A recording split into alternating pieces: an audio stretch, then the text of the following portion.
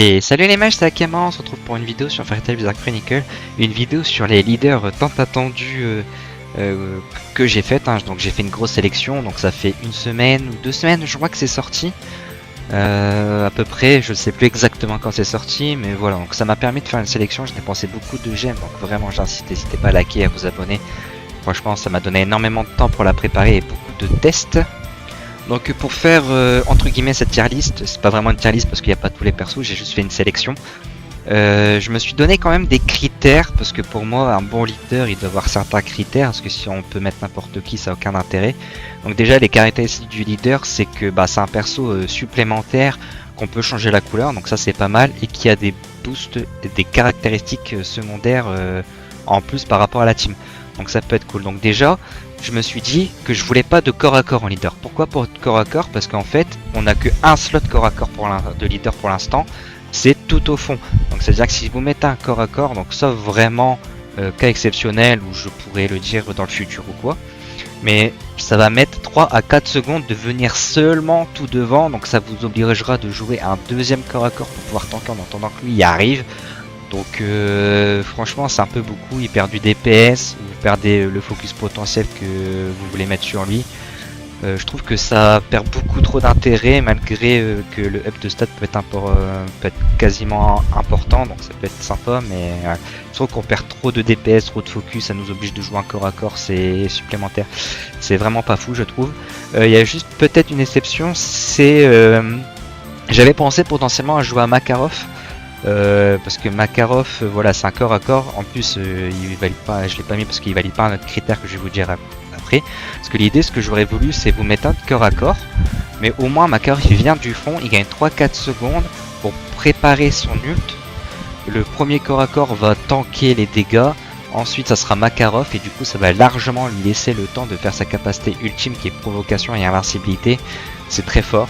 Mais voilà, donc voilà, donc ça nous oblige de jouer un corps à corps supplémentaire et on l'a pas pendant 3-4 secondes, c'est peu.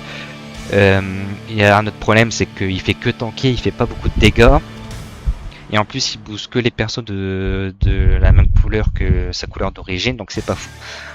Voilà, donc ça nous amène à la deuxième restriction que je me suis donnée, c'est les personnages qui boostent les couleurs d'origine de sa couleur, c'est pas fou. Parce que en fait du coup vous allez perdre quasiment une capacité. Si c'est la capacité spéciale ou l'ultime, vous perdez le passif de ça, donc c'est vraiment dommage et ça donne un gros coup au perso je trouve. Donc voilà, donc c'est pas fou. Ensuite j'ai évité de mettre les entraves de la même couleur, donc par exemple si on joue sur une couleur bleue, je vais éviter de mettre des entraves de couleur en bleu parce qu'en fait les entraves c'est des persos de support, donc les boosts de stats on s'en fout un peu, ce qu'on veut c'est vraiment les passifs, donc autant juste le mettre dans la team et mettre autre chose à la place qui peut vraiment nous aider. Donc voilà, donc après voilà, donc pour les DPS vous pouvez mettre tous les DPS de la couleur qui sont très forts. Donc moi j'ai juste mis le meilleur DPS de la couleur en règle générale, mais vous pouvez mettre n'importe quel gros DPS de cette couleur là. Et voilà, je pense qu'on va pouvoir passer à la tier list en règle générale. Du coup ce qui va caractériser vraiment tous les persos, c'est vraiment qu'en fait ils sont polyvalents en fait. Et du coup ça leur permet de booster tout le monde en règle générale. Donc c'est vraiment très fort. Donc on va passer à la couleur rouge. Donc en première place j'ai décidé de mettre Magic Grimoire Art parce que franchement elle est vraiment insane. Ok, on perd un peu avec sa compétence ultime, mais bon on a quand même les dégâts. Elle peut faire quand même d'excellents dégâts avec le boost si on a beaucoup de malus en face, donc elle peut faire des gros dégâts. Même ici, voilà, pour la compétence ultime, le saignement et la paralysie, on s'en fout un peu. Mais ce qui nous intéresse vraiment énormément, c'est la compétence spéciale. C'est que toutes les 7 secondes, c'est défense réduite et défense critique réduite.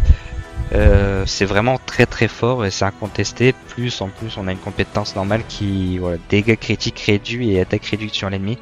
C'est vraiment très fort, donc bonne attaque, un passif qui booste tout le monde, c'est vraiment ce qu'on recherche. Donc pour moi il est top 1 rouge et c'est même pour moi le top 2 de tous les leaders qu'il peut avoir. On verra après pour le top 1, de toute façon vous verrez le top 1 il change pas vraiment de toutes les teams. Ensuite nous avons Wendy, force du dragon. Alors pourquoi? Bah tout simplement parce que bah en fait son passif c'est si les gens sont affectés par brûlure, ça fait déjà défense réduite, défense critique réduite et esquive réduite. Donc ça vous donne encore un boot s'il y a la brûlure, et vu que bah, la team rouge en ce moment se joue sur la burn, c'est vraiment très très fort. Ça vous permet de remettre un malus derrière si c'est burn, et en plus elle peut remettre la burn et bloquer les soins grâce à son ulti. Donc je trouve ça très fort. C'est un gros, voilà, ça permet que tout le monde puisse taper plus fort. Après c'est pas contesté comme la première, donc c'est pour ça qu'elle est deuxième. Ensuite, sans surprise, nous avons Seren, forcément, parce que Seren, vous allez voir dans toutes les compos, parce qu'elle peut se jouer sur la paralysie, brûlure, saignement, silence, tous ces trucs là. Et ça lui booste énormément les dégâts, donc ça va faire un peu comme Natsu. C'est Natsu, il y a la burn, du coup elle c'est quand il y a tout le monde. Donc ça va faire de gros DPS s'il y a la burn. Donc vous avez intérêt à mettre beaucoup de burn par contre à côté, tout reste à côté, étant donné que vous avez déjà les deux gros DPS, il vous reste plus qu'à mettre beaucoup de burn franchement, et puis là vous allez avoir une team qui tabasse de fou du dieu. C'est pour ça qu'aussi qu'en quatrième nous avons Natsu, forcément, parce que si vous n'avez pas Seren et que vous voulez mettre potentiellement un leader, mettez Natsu, au moins ça vous libère un slot, et s'il y a un autre slot de personnage qui peut être pas mal à mettre en rouge dans la compo, mettez-la. Alors ensuite on a Minerva. Alors Minerva, grande surprise, quand j'ai lu sur qui j'ai fait mais oui, en fait c'est évident. Donc elle fait pas énormément de dégâts, elle a pas de passif sur son attaque normale, donc c'est ce qui lui pose un petit problème. Par contre sa compétence spéciale c'est qu'elle inflige de la burn et des dégâts si la cible est brûlée, donc si la cible est brûlée, quand elle a un coup critique se produit. Donc c'est vraiment, vous la mettez elle full taux de crit, étant donné que vous aurez forcément aussi Irene à côté, vous pouvez la mettre aussi full taux de crit, ça vous fait deux personnages qui peuvent criter. Donc si quelqu'un crit, ça va faire que voilà, ça va ajouter 150% de l'attaque, plus après ça va infliger brûlure pendant 3 secondes. Donc si vous critez tout le temps, vous mettez quasiment tout le temps la burn sur quelqu'un, donc vous augmentez les dégâts de Natsu, donc vous augmentez les dégâts de Seren. Donc c'est vraiment très fort je trouve. Et puis en plus de ça, ça peut bien avec sa compétence ultime, du coup vous allez faire des dégâts en 9 secondes 700%. Si on compte sur une team qui est brûlée, c'est ok, donc elle fait des dégâts corrects, et puis elle a l'avantage de mettre vraiment la burn assez souvent. Elle est si basse parce que elle manque de dégâts je trouve, et elle manque potentiellement d'autres passifs, parce que son seul avantage c'est qu'elle met la burn.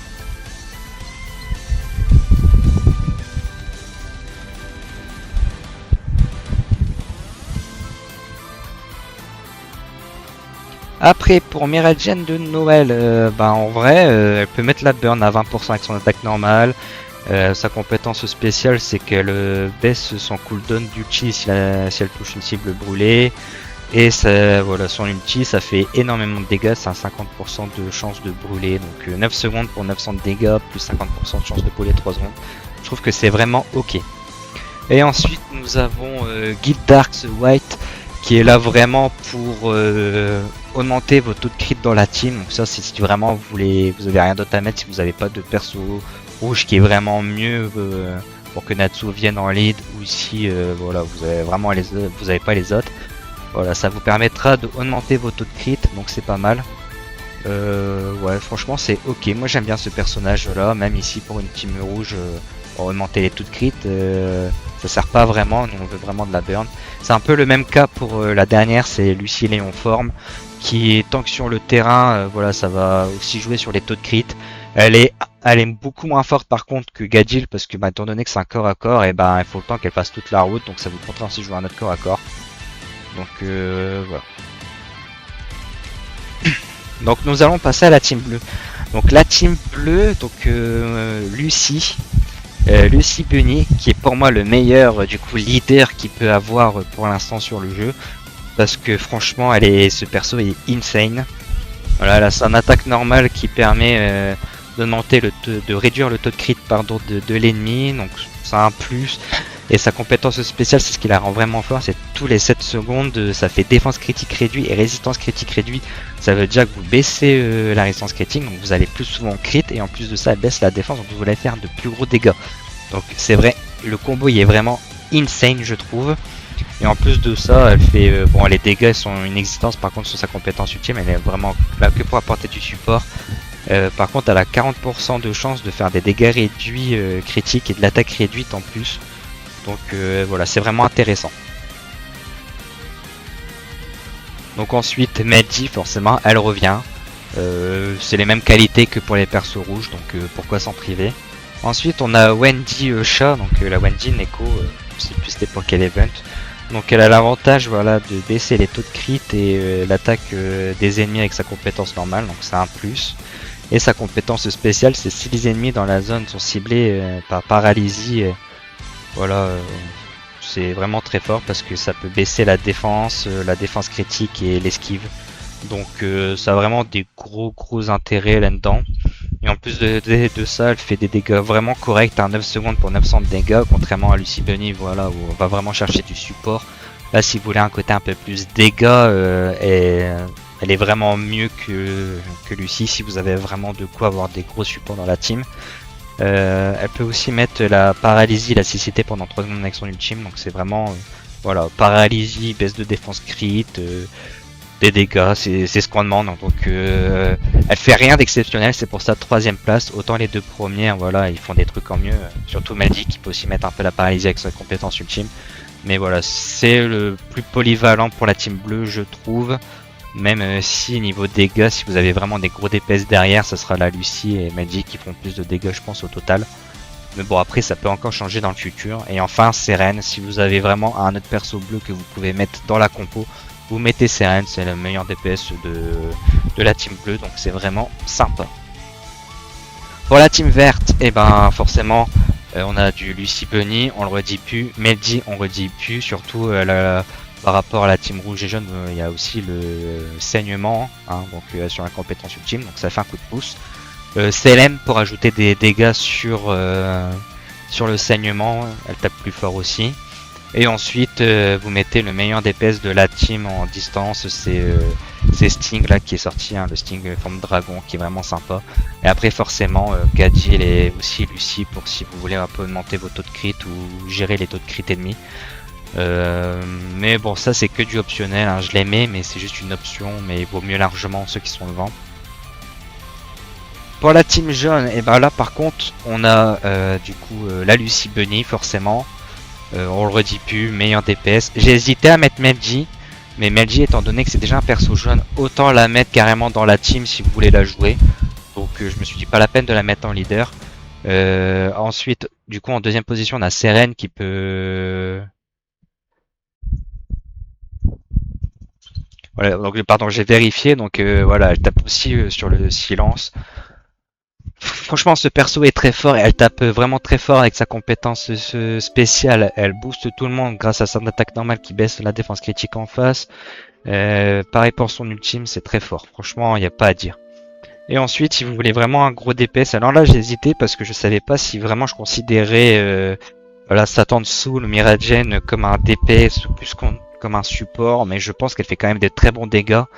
Et je pense que c'est quand même, avec tous les persos qu'il y a en jaune, je pense que c'est la meilleure DPS, donc j'ai décidé de mettre elle pour tout simplement DPS jaune si vous savez pas qui mettre. Sinon vous mettez votre meilleur DPS ou selon vous qui est le meilleur DPS. Et ensuite encore une fois voilà, Gadil et Lucy si vous voulez gérer au niveau des taux de crit et résistance critique. Donc voilà, j'espère que ça vous aura plu, n'hésitez pas à liker, à vous abonner, ça m'a donné énormément de temps, j'ai dépensé au moins 100 000 gemmes juste pour cette vidéo, pour tester certains leaders, parce qu'il faut switcher forcément les couleurs, etc. Donc vraiment, si vous pouvez mettre un gros like, un gros commentaire et vous abonner, ça soutient énormément la chaîne, et sur ce, je vous dis ciao ciao les mages.